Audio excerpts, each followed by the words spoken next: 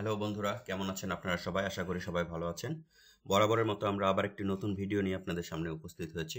আমাদের আজকের ভিডিওর বিষয়বস্তু হচ্ছে টালি প্রাইম ইন্টারফেস, বিভিন্ন বাটন এবং মেনুগুলো, এগুলো সম্পর্কে আমরা আজকে একটু আলোচনা করব। তো প্রথম যেটা করব আমরা সেটা হচ্ছে একদম উপর থেকে যেগুলো আমরা দেখতে পাই টপে আছে সিরিয়ালি, সেগুলোকে বলি আমরা মেনু।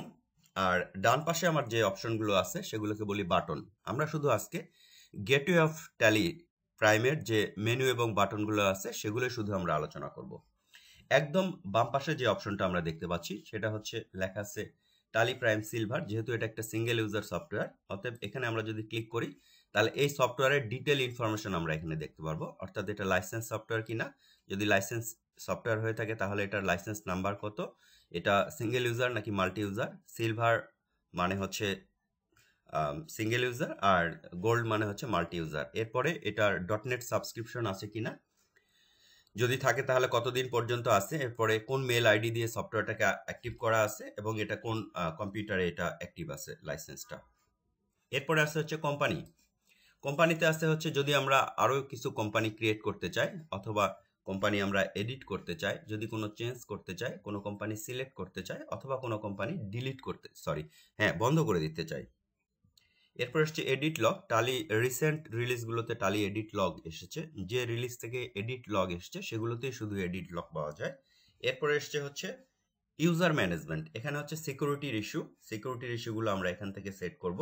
এরপরে এসছে হচ্ছে অনলাইন অ্যাক্সেস, কানেক্ট করে দিলে আমরা শুধু রিমোটলি আমরা দেখতে পারবো। রিমোটের যে অপশনগুলো সেগুলো এসছে হচ্ছে রিমোট অ্যাক্সেস এবং ব্রাউজার অ্যাক্সেস। এগুলো নিয়ে আমাদের সেপারেট ভিডিও আছে, সেগুলো আমি লিঙ্কে দিয়ে দেবো এখানে। এরপর হচ্ছে টালি ফিচার, মোস্ট ইম্পর্টেন্ট পার্ট, অর্থাৎ টালিতে কি কি ফ্যাসিলিটিস আমরা অ্যাভেল করতে পারি সেই লিস্টটা হচ্ছে টালি ফিচার। আমরা এর মধ্যে গেলে দেখতে পারবো, এটা নিয়েও আমাদের একটা সেপারেট ভিডিও আছে। এরপরে সিকিউরিটি কন্ট্রোল, টালি ভল্ট এবং অনলাইন অ্যাক্সেস, এগুলো হচ্ছে কোম্পানি মেনুর মধ্যে ড্রপ ডাউনে আমরা গিয়ে পাচ্ছি। এরপরে আমরা পাই ডাটাতে খুব ইম্পর্টেন্ট একটা পার্ট, সেটা হচ্ছে ব্যাকআপ। আমরা যদি রেগুলার ব্যাকআপ না রাখি তাহলে আমাদের যে কোনো সময় যদি মূল ডাটাটা ডিস্ট্রয় হয়ে যায় তাহলে আমরা কিন্তু পরবর্তীতে পাবো না, যদি না আমরা ব্যাকআপ রেখে থাকি। যদি আমাদের ব্যাকআপ থাকে তাহলে সেই ব্যাকআপ থেকে আমরা স্টোর করতে পারি, যেটাকে রিস্টোর অপশন বলা হয়। এরপরে যদি আমাদের অনেক বছরের ডাটা একসঙ্গে থেকে থাকে সেটাকে ডাটাগুলোকে আমরা পার্ট করে নেওয়াকে বলা হয় স্প্লিট। এরপর ডাটা পাথ, আমরা কোথায় ডাটা রেখেছি তার পাথটা আমরা এখান থেকে অ্যাসাইন করতে পারি। তারপর আসছে হচ্ছে এক্সচেঞ্জ হচ্ছে ডাটা সিনক্রোনাইজেশন। আপনারা জানেন যে মোর দ্যান ওয়ান লাইসেন্স যদি থাকে, সাপোজ ঢাকা এবং চিটাগং, সেগুলো দুটোর ডাটা আমরা সিনক্রোনাইজ করতে পারি, যেটাকে সেন্ট্রালাইজ বলা যেতে পারে। সিনক্রোনাইজটা দু রকমের হয়, একটা হচ্ছে ওয়ান ওয়ে সিনক্রোনাইজ, একটা হচ্ছে বোথ ওয়ে সিনক্রোনাইজ।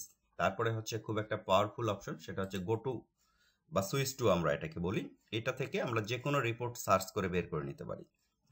এরপর আসছে ইম্পোর্টটা হচ্ছে আমরা পার্টিকুলার আরেকটা কোম্পানির লেজার এবং মাস্টার ইনভেন্টরি যদি লিস্ট আমরা ট্রান্সফার করতে চাই সেই লিস্টটা আমরা ট্রান্সফার করতে পারি। এছাড়া আমার ট্রানজেকশন থাকলে সেই ট্রানজেকশনটাও ইম্পোর্ট করতে পারি আরেকটা কোম্পানি থেকে। এরপরে হচ্ছে ব্যাংক ডিটেলস, ব্যাংকের যাবতীয় অ্যাক্টিভিটিসগুলো এখানে আমরা দেখতে পারবো। এরপরে সেটার কনফিগারেশন। তারপরে পাচ্ছি হচ্ছে আমরা এক্সপোর্ট, আমরা যদি কোনো ডাটা এক্সপোর্ট করতে চাই, রিপোর্ট এক্সপোর্ট করতে চাই, আপনারা জানেন যে টালি থেকে ওয়ান ক্লিক যে কোনো রিপোর্ট এক্সেল, স্প্রেডশিট, পিডিএফ এবং জেপিজি ফরম্যাটে ইউজাররা ট্রান্সফার করতে পারে। ওইটার আরেকটা পার্ট হচ্ছে মাস্টার। এরপর এসছে হচ্ছে ট্রানজেকশন এবং সেটার কনফিগারেশন। তারপরে হচ্ছে ইমেল, আমরা ট্যালি থেকে যে কোনো রিপোর্ট ডিরেক্টলি ইমেল করে দিতে পারি, সেই ইমেলের অপশনটা হচ্ছে এখানে। এখানে একটা কথা বলা প্রয়োজন, কিছু কিছু অপশন আমাদের এখানে ইনঅ্যাক্টিভ আছে। ইনঅ্যাক্টিভ অর্থ হচ্ছে আমি যেহেতু কোনো রিপোর্টে এখানে অ্যাক্সেস করি নাই সেহেতু কারেন্ট অপশনটা আমাদের ইনঅ্যাক্টিভ আছে। আমরা যদি কোনো রিপোর্টে গিয়ে এখানে ইমেলে ক্লিক করি তখন কিন্তু কারেন্টটা অ্যাক্টিভ থাকবে। এরপর আসছে প্রিন্টেরও একই অবস্থা, যদি আমরা যে রিপোর্টে থাকবো সেটাকে বলবে কারেন্ট এবং আদার্স যে অপশনগুলো আমরা প্রিন্ট করতে চাইবো সেটাকে বলা হবে আদার্স, এবং সেটাকে যদি আমরা কনফিগার করতে চাই তাহলে সেটা হবে হচ্ছে আমাদের কনফিগার। এরপর আসছে হেল্প মেনুতে বেশ কিছু অপশন আছে। এখানে টালি হেল্প অনলাইন থেকে আমরা নিতে পারি যদি আমাদের নেট কানেক্টেড থাকে, এবং নতুন আমাদের কি এসছে সেটা আমরা এখান থেকে দেখতে পারবো। আমরা যদি আপগ্রেড করতে চাই সে আপগ্রেড করতে পারবো। টালি শপ, আপনারা জানেন ছোট ছোট অ্যাডঅনস পারচেস করা যায়, সেই অ্যাডঅনসগুলো টালি শপে থাকে।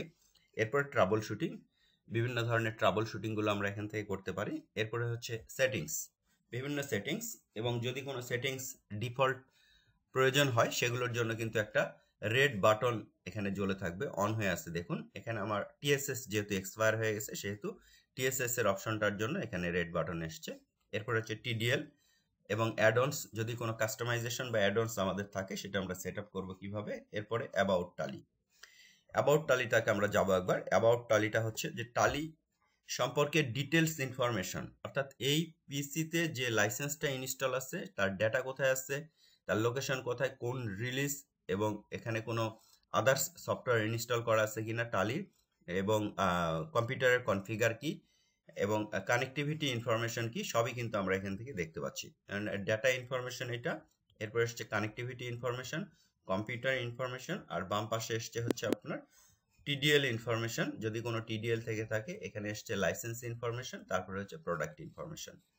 এগুলো ছিল হচ্ছে আমাদের মেনু। এছাড়াও আমাদের কিন্তু একটা বাটন আছে, যে বাটনগুলো হচ্ছে আমি যখন কোনো কাজ করব তখন কোন ডেটের আমি কাজটা করব সেটা কিন্তু আমি এই ডেট অপশন থেকে ক্লিক করে যেতে পারি।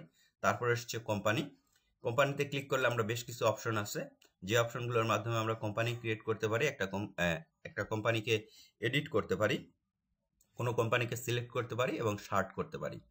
তো যেহেতু আমরা আজকে এই ইন্টারফেসগুলো নিয়ে আলোচনা করার মূল উদ্দেশ্য ছিল টালি প্রাইম এবং টালি ইআরপিতে এই মেনুগুলোকে রিলোকেট করা হয়েছে।